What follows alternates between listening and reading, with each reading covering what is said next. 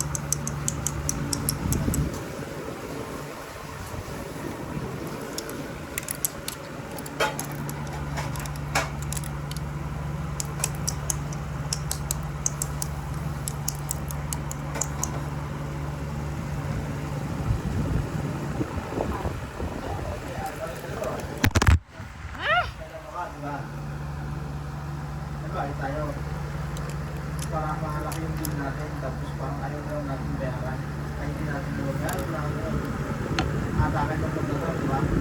Tapos atakan katapos lang Kailangan mo ba yan? Ang ano kasi doon, para pag lumipat ka tapos nagpakuha ka ng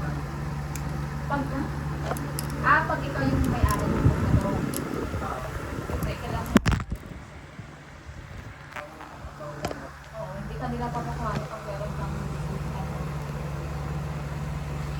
katulad doon sa may ibinibenta nila kayo sa bahay. May something ka doon. Hindi siya utang, nag-jumper sila. So nakita. So pinapabayaran sa kanila kung magkano pinag-jumper nila ng ilang years. Eh binibenta yung buwangan. Pero hindi ako building.